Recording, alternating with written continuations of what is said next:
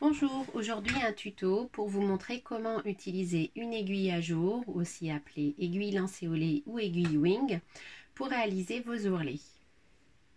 C'est une technique qui fonctionne bien sur les tissus en lin ou en coton 100% et permet d'obtenir des broderies, des ourlets ajourés. Donc maintenant on va préparer la machine,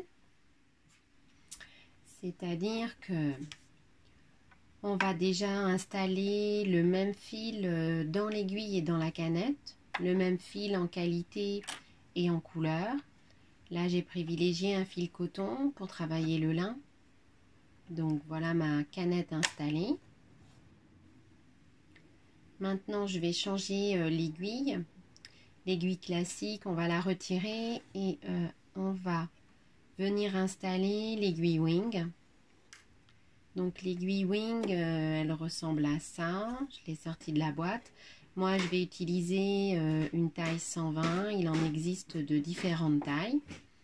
Plus vous avez une taille importante d'aiguille, plus la broderie sera ajourée. Plus les jours seront importants. Voilà, mon aiguille est installée. Maintenant, il va falloir l'enfiler. Mais vous n'allez pas pouvoir utiliser l'enfile-aiguille, l'aide à l'enfilage de votre machine. Donc, il faudra faire de façon plus manuelle.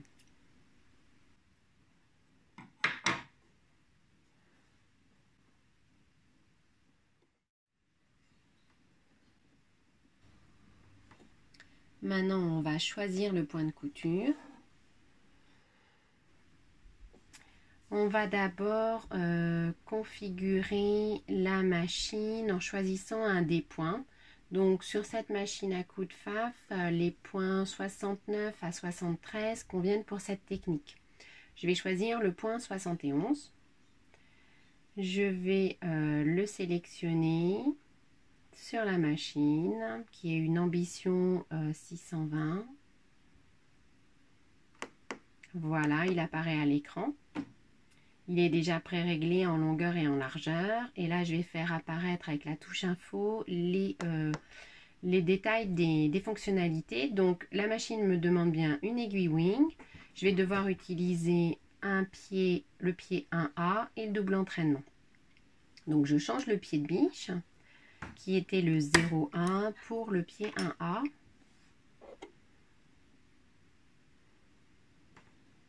Voilà. Et puis voilà, donc je vais utiliser l'IDT, le double entraînement intégré de Pfaff, pour cette technique. Voilà, on voit bien, il est mis. Maintenant, on va préparer l'ourlet au fer à repasser. Donc là c'est une étape importante pour que ça se passe bien, c'est-à-dire que je vais essayer d'être rigoureuse dans la préparation de mon ourlet. Mon ourlet va faire 4 cm de valeur. Donc j'ai commencé à replier. Voilà, on peut s'aider du petit guide ourlet si on veut. Une fois que j'ai bien tout mesuré, je vais le marquer au fer à repasser.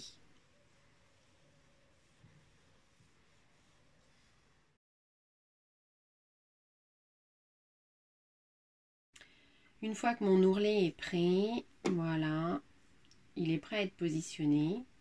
Mais moi, voilà, je vais faire un test sur une chute. Voilà, une fois que j'ai fait mon test, comme on peut le voir, on voit bien les trous laissés par l'aiguille wing. Donc voilà, mon test est prêt. Si jamais j'avais voulu agrandir ou rétrécir le point, je pouvais avec la longueur et la largeur de point. Et maintenant, voilà, je vais m'aider de la plaque d'aiguille et des repères pour coudre à 4 cm du bord. De façon à ce que mon aiguille wing avec ce point décoratif qui est un petit peu large vienne bien prendre, piquer dans la valeur d'ourlet. L'idée là, c'est que je pique à la fois mon ourlet et je vais le surfiler.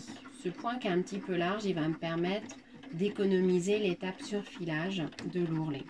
Et si vous avez fait attention tout à l'heure quand j'ai repassé, j'ai replié qu'une fois parce que c'est le point décoratif spécial aiguille wing qui va surfiler mon bord de tissu accru sur l'envers.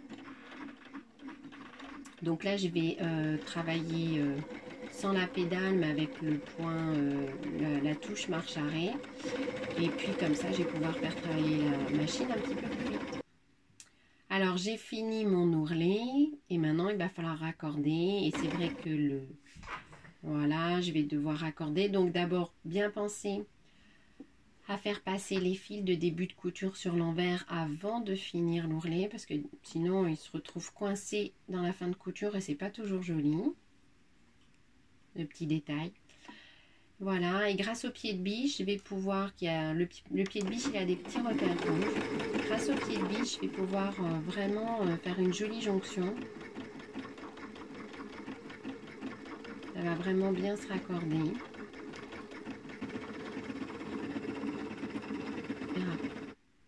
Voilà, là on voit mon raccord, donc c'est pas mal. Voilà, ça c'est fait. On va finir l'ourlet maintenant parce qu'on va regarder sur l'envers qu'est-ce qui se passe. Voici l'envers de mon point de couture, de mon ourlet.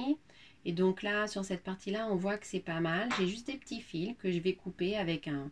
Moi, j'aime bien utiliser un ciseau courbé. Ça permet d'éviter d'entailler le tissu. Je trouve que c'est plus sécurisant. Voilà, mais quand j'ai un petit peu plus de matière, comme c'est le cas ici, je vais utiliser des ciseaux pélicans. Voilà, une espèce de gorge qui va protéger mon tissu. Puis, je vais pouvoir couper le surplus pour que ça soit bien propre.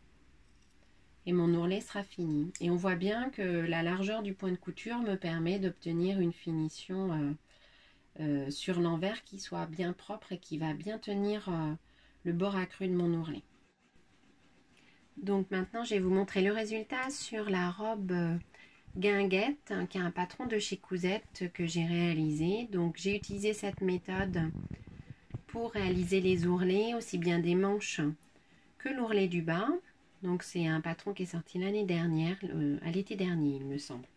Et donc voici mon ourlet que je viens de vous montrer dans la vidéo. On voit bien les jours, on voit bien le vide créé par l'aiguille qui pousse la matière sur les côtés pour créer le petit jour.